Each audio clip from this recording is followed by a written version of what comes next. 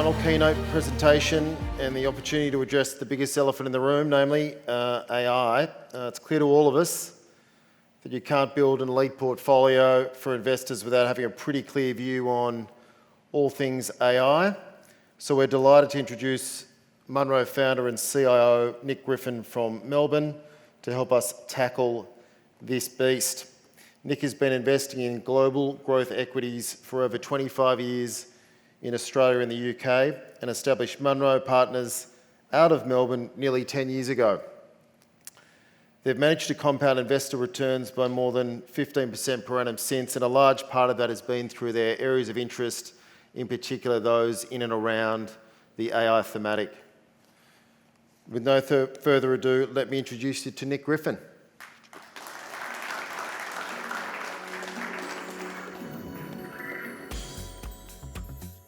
There you go.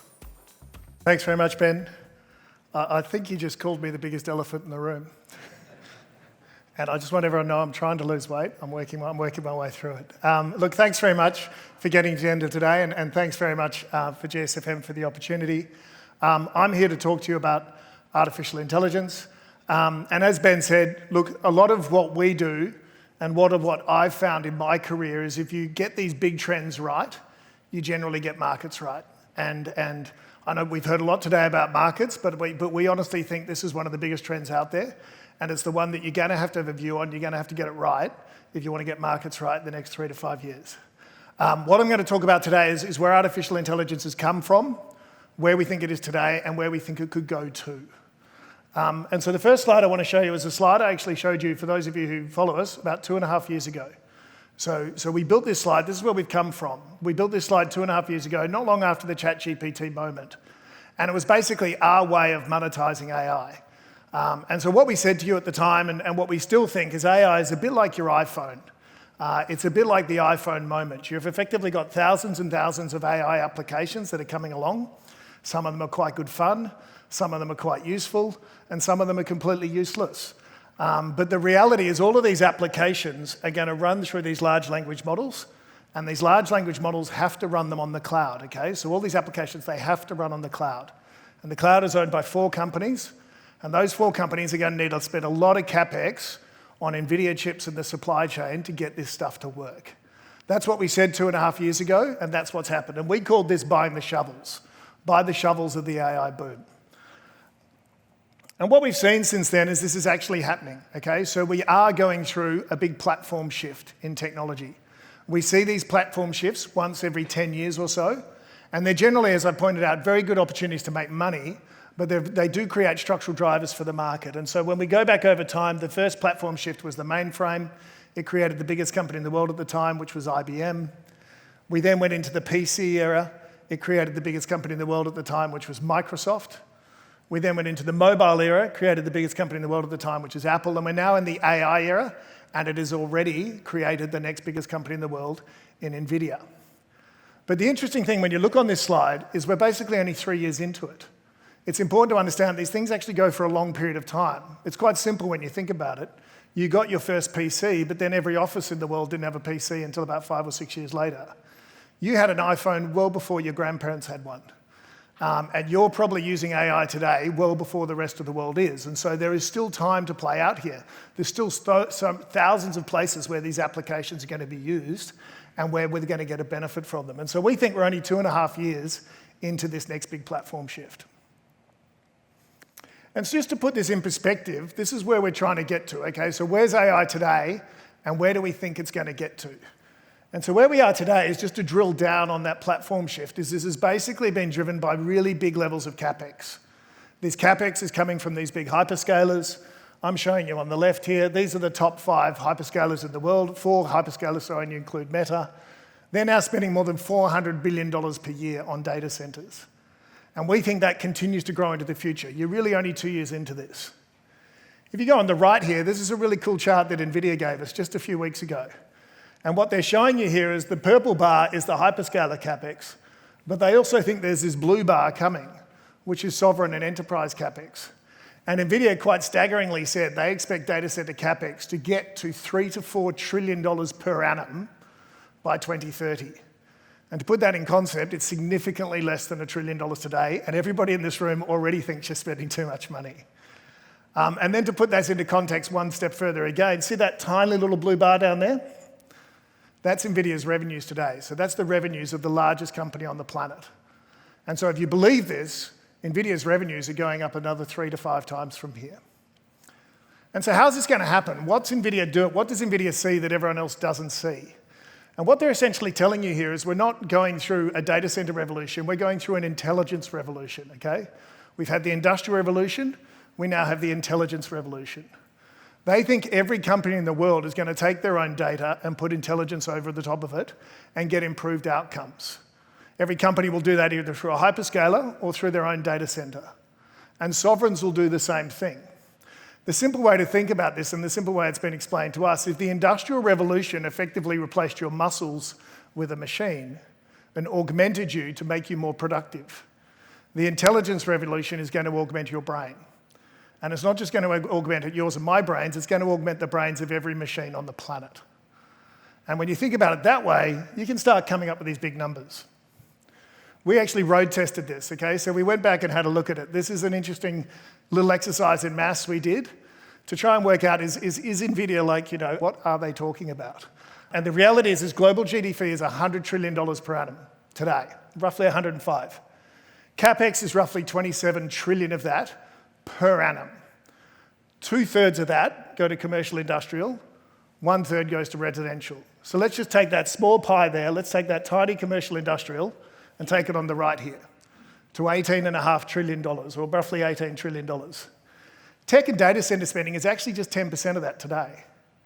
And so you can quite easily see a concept where tech and data center spending goes to 20% of that over the next 3 to 5 years, because this technology is not just going to affect technology, it's going to affect all these other buckets, like manufacturing, like transport, like energy. That's essentially what they're saying. That's how you get to these big numbers. And I think they've got a reasonably good case that this is happening. And so from our point of view, this is not a bubble. This is a boom. This is a boom that's literally 2.5 years old, and it's probably going to last for the next 5 to 10 years. And this has happened before, okay? It happened when the railways got built. It happened in this country during the super cycle. Tim showed some good slides of iron ore production. It happened in the mobile cycle. So these booms happen, and they generally last for 10 years. You're literally only 2.5 years into this one. And so when we see a boom at Munro Partners, what we want to do is we want to participate in it.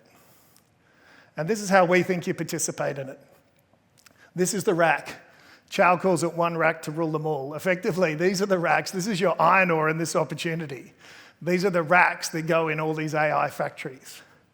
The racks are clearly driven by those semiconductor companies I showed you earlier and the supply chain. But importantly, there's lots of other ways to look at this. A lot of these came out of the small cap strategy that Chow was talking about before. Things like networking, things like retimers, things like liquid cooling, okay?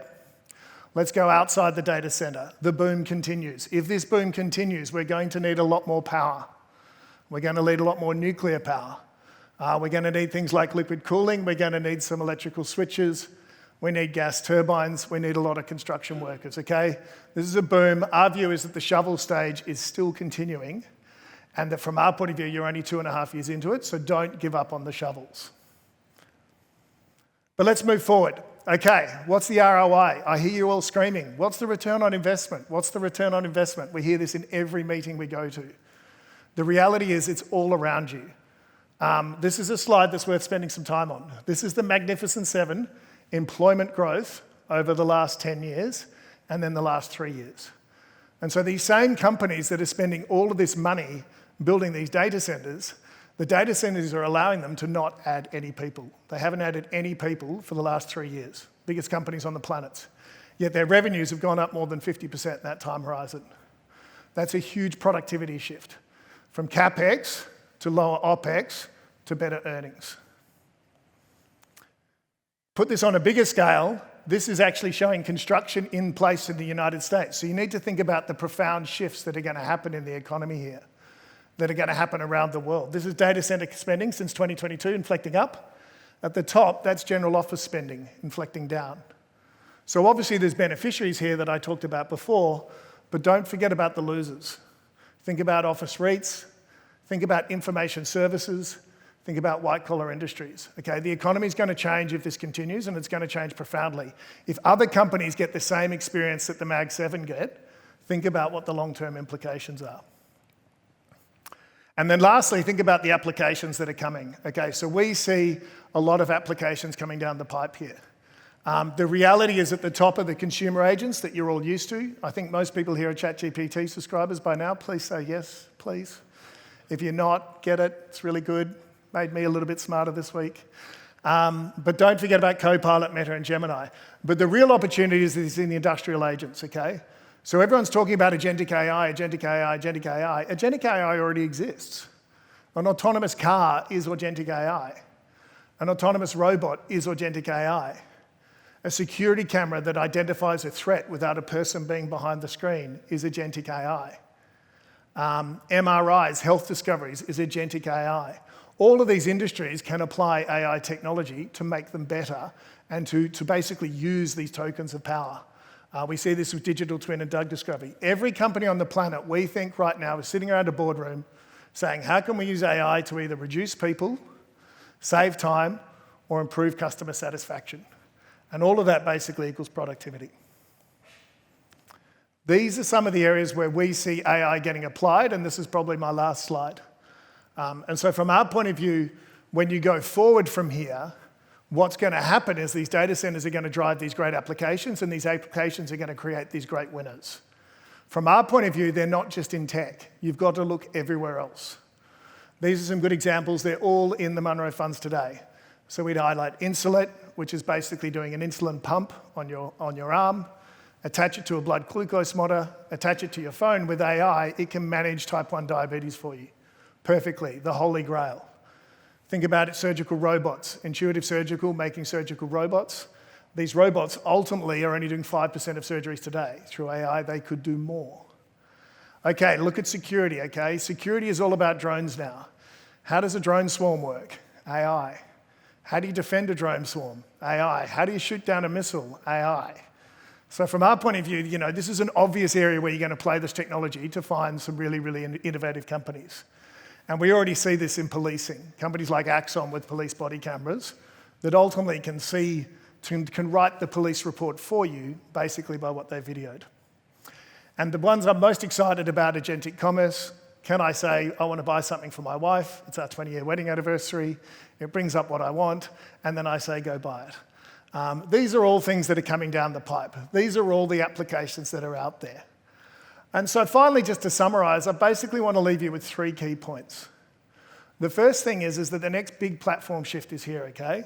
This doesn't happen very often in your life. It's only happened twice in my lifetime, okay? We are literally only 2.5 years into it. Consequently, every company in the world is going to lean into this technology. They're going to lean into this technology to create these amazing applications. And as they do that, the shovel side of the boom is going to continue, i.e. the more we use it, the more we're going to have to make. And then lastly, on the applications are probably not where you think. They're not just in technology, they're in these other areas. But most importantly, the biggest applications are in front of us. Google only arrived literally 6 years after the internet was created. Uber only arrived 3 years after the iPhone was created. The biggest AI applications are actually in front of us. And so our job at Munro Partners is honestly to keep our eyes open and enjoy what's coming in the next few years. Thanks very much for listening. Thank you, Nick.